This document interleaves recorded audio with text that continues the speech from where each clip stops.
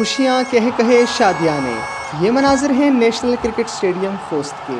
ماضی کی جنگوں سے تباہ حال افغانستان میں امارت اسلامیہ کی حکومت نے امن قائم کیا تو کھیلوں کی سرگرمیاں بھی مقبول ہونے لگی۔ Green Afghanistan one day cup کے فائنل میں گویا پورا شہر ہی اسٹیڈیم میں امڈ آیا۔ افغانستان کرکٹ بورڈ کے زیر اہتمام منعقد ہونے والا green Afghanistan one day cup 2022 اپنے پورے آبوتاب اور جوش و خروش کے ساتھ اختتام پذیر ہوا۔ ون ڈے کپ میں مجموعی طور پر 3 ٹیموں نے حصہ لیا۔ فائنل میچ ہندوکش اسٹرائکرز اور پامیر لیجنڈز کے درمیان کھیلا گیا، جہاں ہندوکش اسٹرائکرز نے پامیر لیجنڈز کو 3 وکٹوں سے شکست دی۔ فائنل میچ کے دوران افغانستان بھر سے تماشبینوں کا جم غفیر رہا۔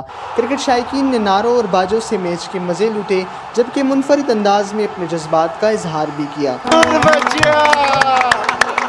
ایک شہری نے کرکٹ کی بحالی پر خوشی کا اظہار کرتے ہوئے کہا کہ پاکستان کو بھی افغانستان میں کرکٹ کھیلنا چاہیے۔ میں خواہاں ہوں کہ بابر اعظم یہاں آ کر اپنی ٹیم کے ہمراہ کرکٹ کھیلے۔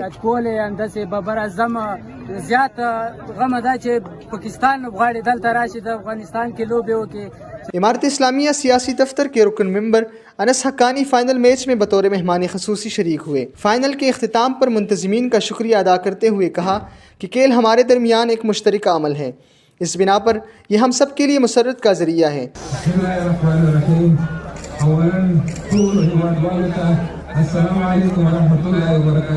ان کا کہنا تھا کہ یہ خوشحالی اور امن کا پیغام دیتا ہے۔ انہوں نے خطے اور دنیا کو پیغام دیتے ہوئے کہا کہ آج کا یہ میچ اور لوگوں کا جوش ایک ہی درس دیتا ہے کہ افغانستان امن، محبت، صلح اور اخوت کی سرزمین ہے۔